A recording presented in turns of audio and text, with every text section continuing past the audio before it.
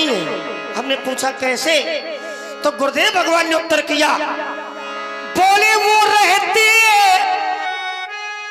राम जी हरि, ये रहते क्षीर सागरों में, और शंकर जी अरे बोले वो रहते हैं हिमालय में, ये रहते क्षीर सागर में, और वो रहते हैं हिमालय में, और ससुर घर दोनों रहते हैं, दोनों ससुर के घर में रहते हैं। कैसे, तो भैया लक्ष्मी जी का जन्म समुद्र से हुआ, और ब्याही किसको गई, तो लक्ष्मी जी का विवाह हुआ है भगवान विष्णु के साथ। तो ससुर समुद्र भगवान विष्णु का हो गया, क्योंकि लक्ष्मी जी के जो पिता है वो समुद्र है। तो ऐसे भगवान विष्णु के ससुर हो गए समुद्र। पार्वती जी हिमालय की पुत्री है, अभयव जी कैलाश हिमालय की ही एक चोटी है, और शंकर जी रहते हैं हिमालय में, और उनकी बेटी है पार्वती। अब पार्वती जी का विवाह शंकर जी के साथ हुआ, तो ऐसे हिमालय भगवान शंकर का ससुर हुआ। तो ससुर घर अब दोनों रहते हैं, न ये कम है न ये कम है, हरि हरि हर एक है दोनों, न ये कम है न वो कम है। इन्होंने एक बात कही थी व्यास जी कि ये शंकर जी के भक्त हैं और ये राम जी के भक्त हैं। हमारे लिए कहा था ये शंकर जी के भक्त हैं, और इन्होंने अपने लिए कहा था ये राम जी के भक्त हैं। देखो, शंकर जी के तो भक्त हो सकते हो, लेकिन राम जी के भक्त तभी हो सकते हो जब पहले आप शंकर जी के भक्त हो गए।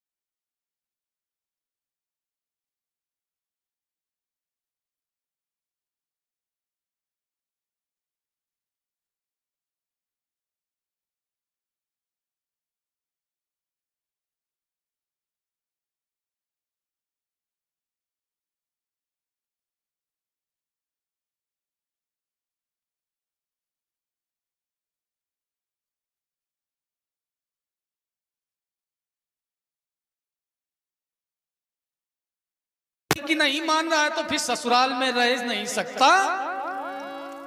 कैसे, उमा की बात ये माने,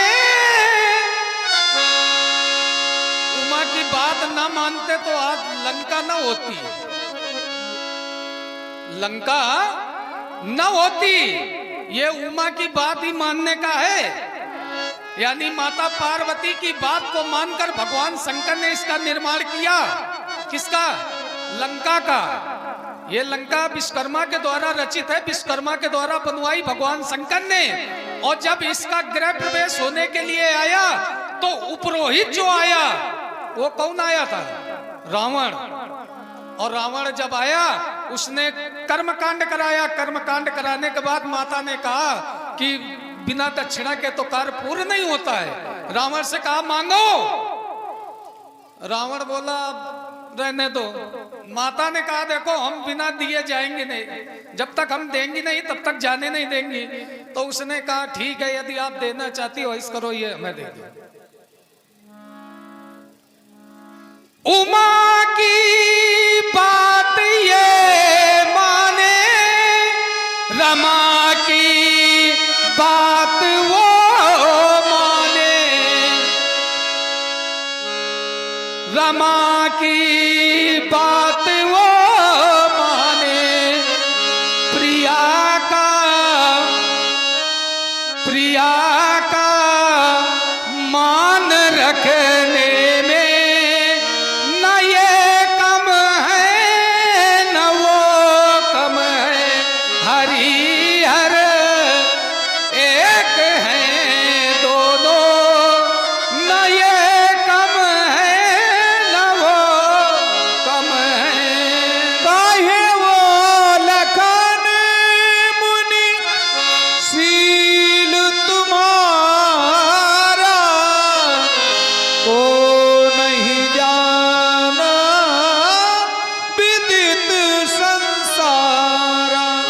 अरे ये माता पिता ही और ने भयनी के गुरु ऋण रहा सोच बड़ जी के, सो जन हमरे माथे काढ़ा, दिन चल गए ब्याज बड़ बाड़ा। दिन बहुत हो गए, अब ब्याज भी बढ़ गया। संसार के लोग कर्जा लेते हैं, अपने माथे लेते हैं। अरे ये खड़े हैं, इन्होंने हमारे माथे खड़ा है। तो व्यास जी हमारा कहना है आप व्यवहारिया रूप में भगवान शंकर को बुला ले।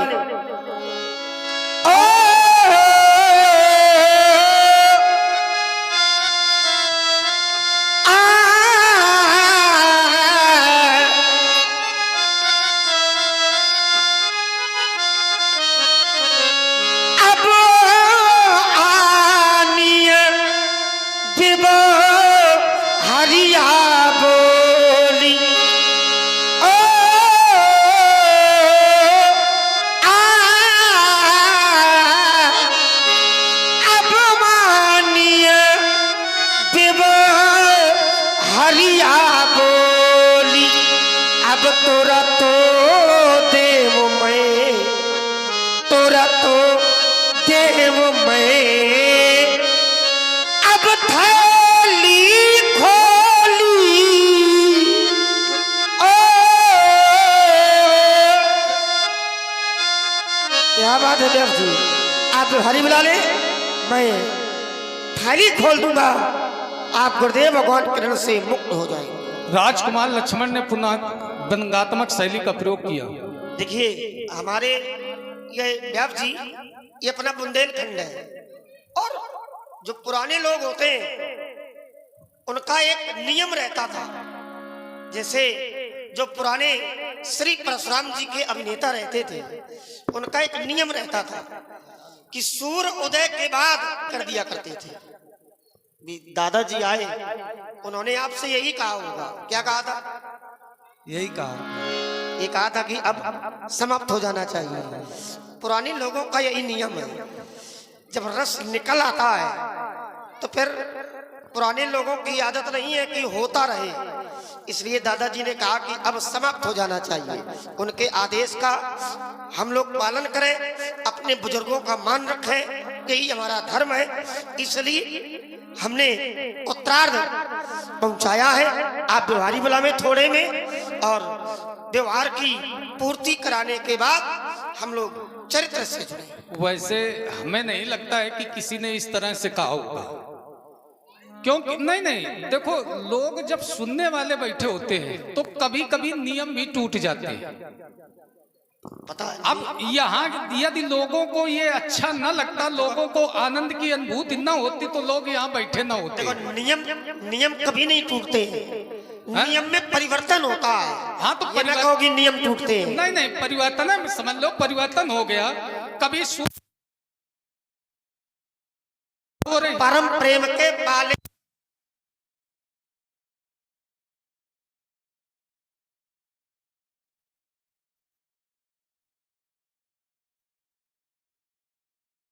देखा है कि बुंदेलखंड में यदि रामलीला हुई है हमारे तो यहाँ- नृत्य जो भी हुआ करता था वो आरती, राम लक्ष्मण की आरती से पहले नृत्य हो जाता था। हमारे यहाँ अब यहाँ परशुराम बैठे हैं अपनी महेंद्राचल पर और सामने सब हो रहा है।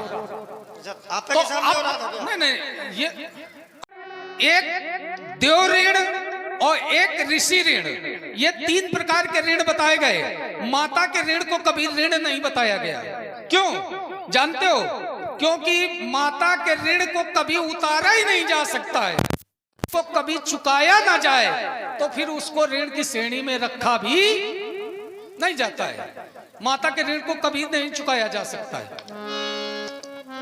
माता है क्या?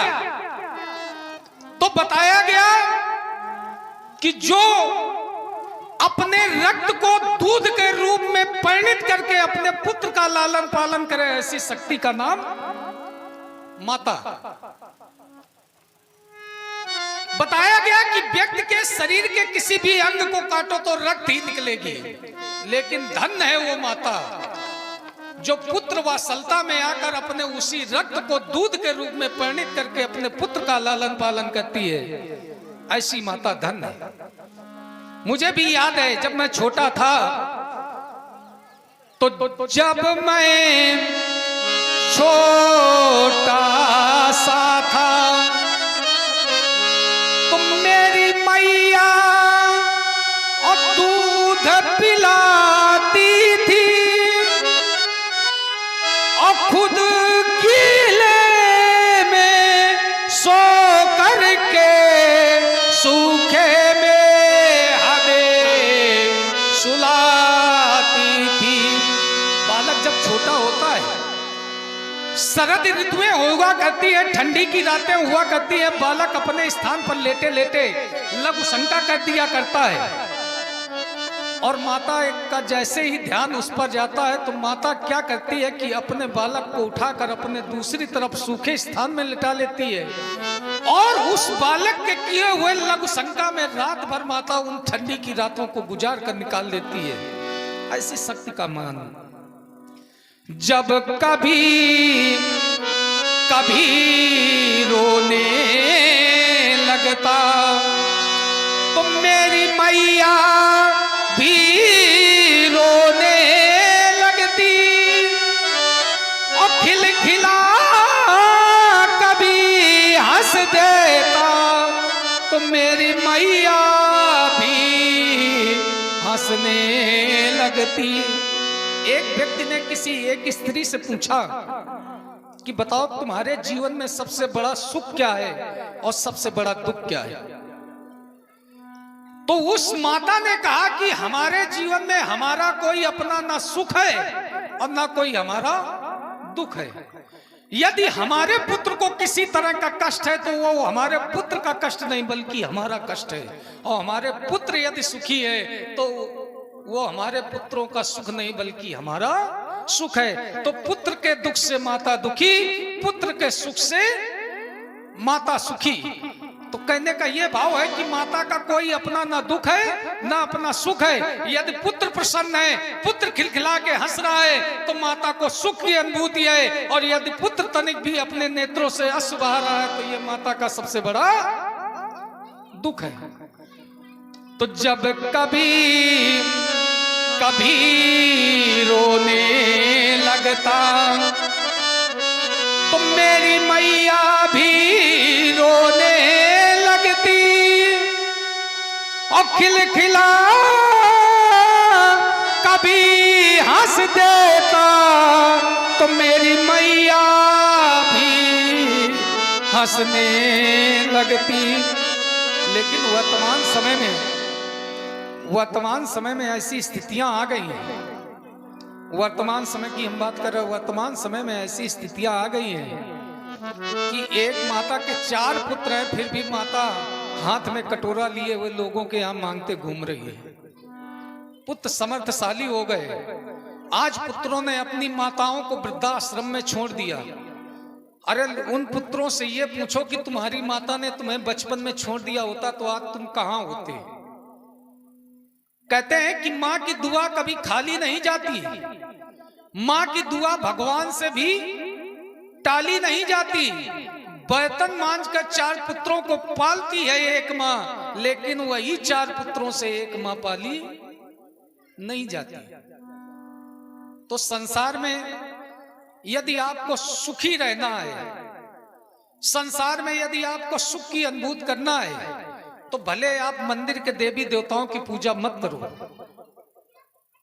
भले आप किसी मंदिर में न जाओ, लेकिन घर में यदि तुम्हारे माता पिता हैं, आप अपने माता पिता के सच्चे मन से सेवा कर लो, तो ये मंदिर वाले भगवान भी तुम्हारे घर में वास करेंगे। तो माता पिता को कभी कष्टित मत करना। जिन व्यक्तियों ने माता पिता को कष्टित किया है, उन्होंने संसार में बहुत कुछ भोगा है। इसलिए सभी से यही कहना है कि अपने माता पिता को कभी कष्टित मत करना। और ये देखिए, सबके साथ सीढ़ियां लगी हैं। आज आप अपने माता पिता को पीड़ा पहुंचा रहे हो, अपने माता पिता को कष्टित कर रहे हो, कल आपके जब पुत्र बड़े होंगे तो वो भी वही करेंगे जो आज वो देख रहे हैं। फिर आप कहोगे कि हमारे बच्चों ने हमारे साथ ऐसा किया। ये हमारे ही कर्मों का परिणाम होता है। इसलिए सभी से हमारा यही कहना है कि कोई मंदिर मत जाना, मंदिर के देवी देवताओं की पूजा मत करना, लेकिन आप अपने घर में बैठे हुए अपने माता पिता की सेवा करो, उन्हें कभी भूखा ना रखो, उन्हें किसी प्रकार का कष्ट ना होने देना। तो यही मंदिर के देवी देवता उठ के तुम्हारे घर पर वास करेंगे। हमारे पिता ने आज्ञा दी कि जाओ अपनी माता का वध करो। हमने अपनी माता का वध किया, 4 भाइयों का वध किया। पिता ने हमसे कहा कि राम वरदान मांगो। हमने कहा आपको वरदान देना है तो हमें एक यही वरदान दे दो कि हमारी माता और हमारे 4 भाई पुनः जीवित हो जाए। पिता ने उठाया कमंडल से जल, अब मंत्र करके 4 भाई और माता के ऊपर छोड़ दिया। हमारी माता और 4 भाई पुनः जीवित हो गए। इस तरह हम माता के ऋण से उऋण हो गए, क्योंकि माता पुत्र को जन्म देती है और हमने अपने परस के माध्यम से माता का वध किया और पुनः उन्हें जीवन दान दिलाया। इस तरह हम अपने माँ के ऋण से उऋण हुए। सहस्त्रबाहु अर्जुन के पुत्रों ने हमारे पिता का वध किया। हमने सहस्त्रबाहु अर्जुन के पुत्रों को मारा, मारकर अपने पिता का कटा हुआ शीश लेकर आए और उनके धड़ से उसको मृत संजीवनी मंत्र के माध्यम से जोड़ दिया। इस तरह हम अपने पिता के ऋण से उऋण हो गए। देखिए, पिता के ऋण से उऋण होने का और एक तरीका है। पिता के ऋण से बालक तभी उऋण होता है जब वो खुद पिता बन जाए। यदि जब वही बालक जब पिता बन जाए तो वो अपने पिता के ऋण से उऋण हो जाता है, क्योंकि पिता का ऋण यही है कि उनकी कुल परंपरा को आगे चलाने वाला कोई ना कोई होना चाहिए। तो देखो, परशुराम, हम तो बाल ब्रह्मचारी, तो हमारे द्वारा पुत्रोत्पत्ति तो हो नहीं सकती। हमने अपने पिता को पुनः जीवन दान दिलाया और हम चिरजीवियों में हैं, तो इसलिए हम अपने कुल को आगे तक बढ़ाते रहेंगे। इसलिए हम अपने पिता के ऋण से उऋण हो गए। गुरु जी का ऋण रह गया तो लक्ष्मण कहता था, 100 जन हमारे ही माथे काढ़ा, दिन चल गयो ब्याज बहुबाड़ा, वो आप हमारे माथे काढ़ लेना। तो कहता है, अब आनी बेवहरिया बोली। व्यवहार नाम भगवान शंकर का, व्यवहार नाम महाजन का, लेकिन फिर भी हम चाहते हैं समिति के कुछ पदाधिकारी लोग हों। हैं? अब आप लोग तो रुके हो, कई रोज तो मालूम होगा, तो समिति के कुछ लोग हों तो आ जाओ। हैं? बिना समिति के लीला हो रही का? आ जाओ भाई, आ जाओ।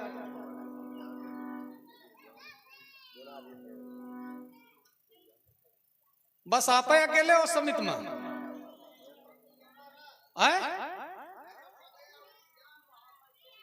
अरे तो आ जाओ भाई। इतना परिश्रम किए हो और परिश्रम करने के बाद जब फल का क्रम आया तब आप लोग भग रहे हो। आ जाइए सभी लोग, आ जाए। वही कहते रहते हैं कि वरदान करके तपस्या करते रहो, जब वरदान का समय आवे तब निकल लो। आ जाओ, थोड़ा 2 मिनट के लिए ऊपर आ जाओ, आ जाओ। देखिए, आप लोग लीला करवाते हो, भगवान श्री राम की लीला है, मर्यादा पुरुषोत्तम श्री राम की लीला है। हम सिर्फ एक ही बात कहना चाहते हैं, आप लोग लीला का आयोजन करवाओ। हम चाहते हैं कि जो बुंदेलखंड के अंतर्गत लीलाएं होती हैं उन्हीं लीलाओं के अनुसार लीलाएं हुई। हमें यहाँ की लीलाएं बहुत अच्छी लगती हैं और तभी हमसे यदि कोई कह देता है कि बुंदेलखंड चलना है तो हम तत्पर हो जाते हैं। जबकि आज हमारे पास भी व्यस्तता थी, हम आज स्वयं राम की लीला करवा रहे हैं, आज वहां सब कुछ हो रहा होगा और हम यहाँ आपके यहाँ हैं, बात समझ रहे हो। लेकिन लक्ष्मण जी का अनुरोध हुआ चलना है तो हमने कहा चलो, चूंकि ऐसी जगह पर हमें व्यास भी अच्छे मिल जाते हैं, साथ में यहाँ के लोग सुरीले हैं तो आनंद आता है। हम कहना ये चाहते हैं कि लीला देखो करवाई जाती है, ये कहे के लिए करवाई जाती है कि हम अपनी संस्कृति को जिंदा रख सके, हम अपनी संस्कृति को बढ़ा सके।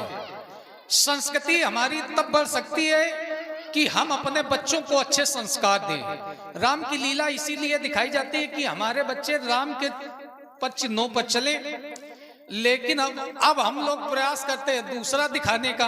क्यों? क्योंकि अपने मनोरंजन का उसको साधन बना रहे हैं। अब देखिए, यहाँ आपकी बिटिया देखने आई, आपकी छोटी बहन देखने आई, ऐसा यहाँ कुछ ना दिखाया जाए कि जब घर में जाकर आप ये पूछो कि बेटा ये बताओ आज आपने रामलीला में क्या देखा, तो वो बिटिया बताने में ये ना शर्माए कि पापा या भैया आज हमने रामलीला में ये देखा।